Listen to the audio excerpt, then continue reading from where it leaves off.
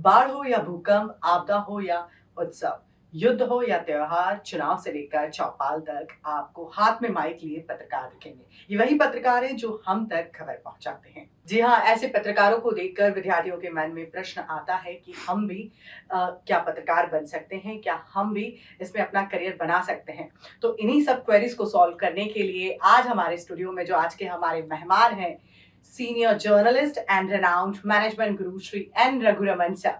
Sir, आपका बहुत बहुत स्वागत है हमारे आज के पॉडकास्ट में। सर, मैं पूछना चाहूंगी, अगर एक विद्यार्थी पत्रकार बनना चाहता है तो कहा जाता है कि उसको उसकी भाषा पर पकड़ अच्छी होनी चाहिए, उसका कम्युनिकेशन स्किल्स अच्छा होना चाहिए और खोजी स्टूडेंट होना चाहिए, तब कहीं वो एक अच्छा पत्रकार कहलाता है। क्या कहना चाहेंगे सर आप?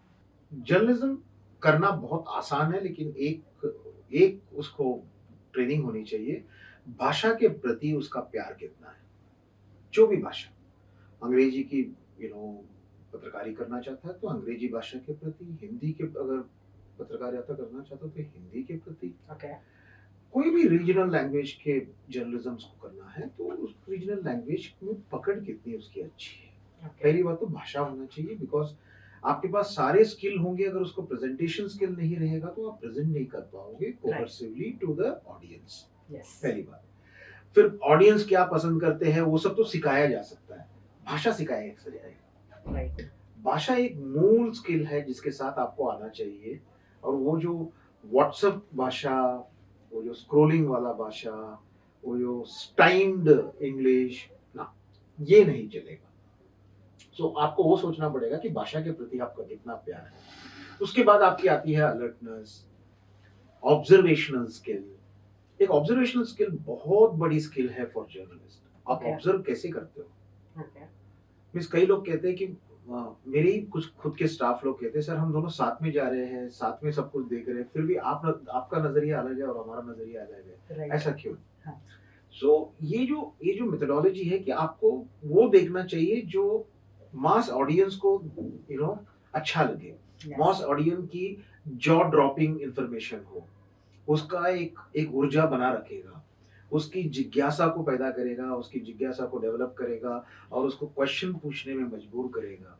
ये सारी चीजें वहां से शुरू होती है जहां पे आप ऑब्जर्वेशन स्किल के ऊपर फोकस करते हैं। Then the third things it's all about news and news understanding. वो सारी चीज आप जैसे कॉलेजेस के जो प्रोफेसर्स होते हैं वो उनको बताते हैं कि न्यूज की इन्वर्टेड पिरामिड क्या होती है, कैसे उसको ढूंढना चाहिए। वो तो एक स्किल है जिसको क्लासरूम टीचिंग में या प्रैक्टिकल टीचिंग में आप उनके अंदर डाल सकते हो और सिखा सकते हो। बट मूल जो वो लेकर आना चाहिए, भाषा के प्रति प्यार, वो एक स्किल है कम्युनिकेट करके बोलने का। सेकंड, उसकी ऑब्जर्वेशन स्किल कैसी। अगर ये दो चीज उसके पास रहेगी, जर्नलिस्ट बनने से उसको कोई रोक नहीं सकता।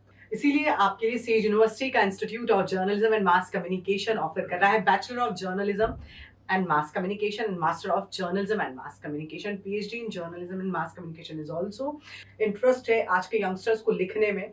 तो उनके लिए आप क्या कहना चाहेंगे सर, क्या और गाइड करना चाहेंगे?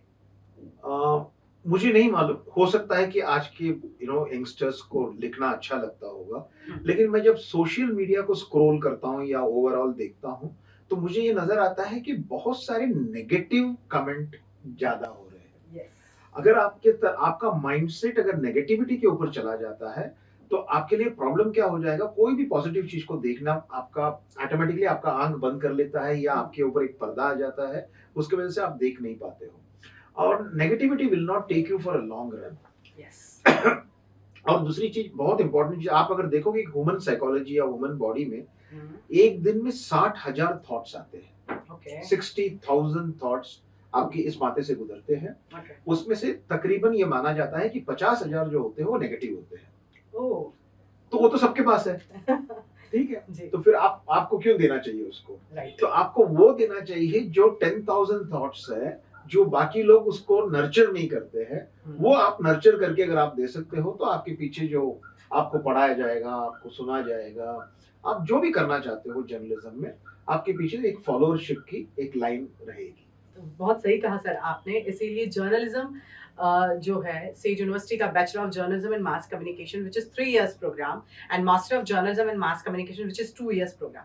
अगर आप 12th के बाद जर्नलिज्म में अपना करियर बनाना चाहते हैं तो कोई भी स्ट्रीम में आपका 12th क्लियर होना चाहिए।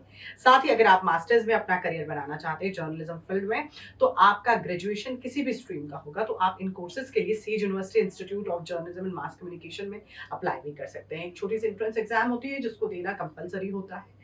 और सर इसी के साथ आपसे पूछना भी चाहूंगी कि सर जापान का एक कॉन्सेप्ट है एकिगाई। इसमें कहा जाता है, इसमें 4 चीज मूलभूत रूप से कही जाती है कि आप किस चीज में अच्छे हैं, आपको किस चीज करने में मजा आ रहा है, या आप ऐसी कौन सी चीज करेंगे जिससे कि आप पैसे कमा लें, या आप ऐसा कौन सा काम कर रहे हैं जो समाज के लिए हितकारी है। इस पर आप क्या कहना चाहेंगे? सी आई टेल यू, आप सभी लोगों को वो जो प्रोफेशन मनचाहा प्रोफेशन मिलेगा ये कोई जरूरी नहीं मिलता है। राइट, ठीक है, ये आम बात है बेसिकली बिकॉज हम उस नौकरी को पकड़ लेते हैं जो पहला टाइम हमारे हाथ में आता है और हमको एक पगार का सैलरी मिलता है, वो हम कर लेते हैं। क्या हमारे पास वो पेशेंस है कि हम वेट कर सकते हैं कि हमको मनचाहा प्रोफेशन मिलेगा? अगर आपको पेशेंस है तो you will get it, but you should have that time. But मैं आपको मैडम बताऊंगा एक पक्का, आज की जनरेशन में ये पेशेंस बहुत है। मैं देख रहा हूँ कि कुछ बच्चे ऐसे सोचते हैं कि मैं अगर मेरा घर इधर है तो मेरा ऑफिस यहाँ के रेडियस के 4 किलोमीटर के अंदर मुझे मिलना चाहिए। राइट, ये तो बहुत बहुत बच्चे लोग सोचते हैं जो हमारे जमाने में हम सोचते नहीं थे। हाँ।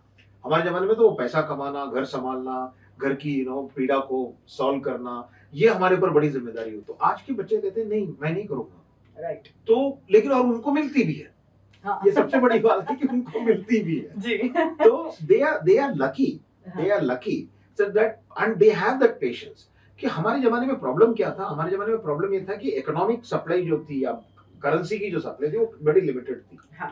हम 18 साल के हो गए तो घर में धक्का मार के निकाल देते थे, भाई तुम नौकरी करो, पैसा लाओ घर पे, घर को चलना चाहिए, वो होता था। आज के बच्चे 27-28 साल तक भी घर पे रहते हैं और माँ बाप उनको सपोर्ट करते हैं जी। तो मेरा तर्क ये रहेगा कि this generation is far better placed than the generation that we were.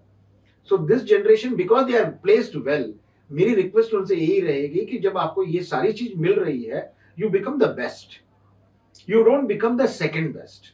Right, second best में ही तकलीफ होती है और बहुत सारे बच्चे एक ही गलती करते हैं, it is okay to be second और थर्ड बेस्ट, मत कीजिएगा।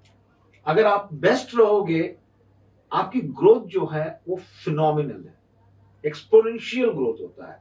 अगर आप second best, third best, fourth best, उसके नीचे में आप जाते रहोगे तो आपकी ग्रोथ में बाधा आएगा और एक over a period of time आपको फ्रस्ट्रेशन आएगा और फिर आपके प्रोडक्टिविटी और आपके क्वालिटी ऑफ वर्क के ऊपर असर करेगा। और ये सारी चीजें स्लोली वो एक कर्व होता है, मतलब हम इकोनॉमिक्स में कहते हैं there is it's called bell curve. Okay, तो एक प्रोडक्ट यहाँ से शुरू होती है, बहुत अच्छा बिकती है, यहाँ पे आके सैचुरेशन होता है, उसके बाद गिरना शुरू होता है। करियर भी ऐसा ही होता है।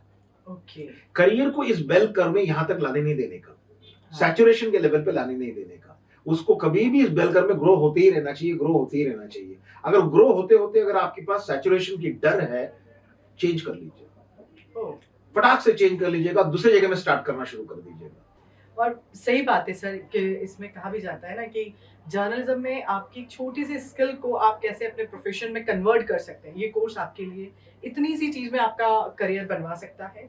और इसीलिए सेज यूनिवर्सिटी का जो institute of journalism and mass communication department है, अगर आप वो विजिट करते हैं तो आपको यहाँ पर studio, community radio, placement, internship, कई चीज़ों की अपॉर्चुनिटीज़ आपके लिए यहाँ पर प्रोवाइड की गई है। तो आप बिल्कुल एक बार विजिट करें सेज यूनिवर्सिटी का institute of journalism and mass communication. Thank you so much sir हमारे आज के इस पॉडकास्ट में आने के लिए। Thank you so much. Thank you and thank you so much सभी हमारे दर्शक जो हमारा ये पॉडकास्ट देखते हैं। एजुकेशन से रिलेटेड हम कई पॉडकास्ट आपके लिए लेकर आते हैं और ये आज का पॉडकास्ट इसलिए स्पेशल था हमारा क्योंकि आज हमने डिपार्टमेंट की जर्नलिज्म होने के नाते साथ में इंडस्ट्री एक्सपर्ट, हमारे advisor, senior journalist and renowned management guru Shri N रघुरमन sir, जो कि आज हमारे साथ स्टूडियो में रहे मौजूद, उन्होंने भी आपको किस तरह से अगर आप कोर्स ऑप्ट करते हैं तो इंडस्ट्री भी आपको किस तरह से इंडस्ट्री रेडी कर सकते हैं, कैसे कनेक्ट कर सकते हैं, कई चीज़ें आपको बताई है। तो thank you so much for the watching this broadcast. तो प्लीज़ लाइक करें, सब्सक्राइब करें और शेयर करना ना भूलें। Thank you.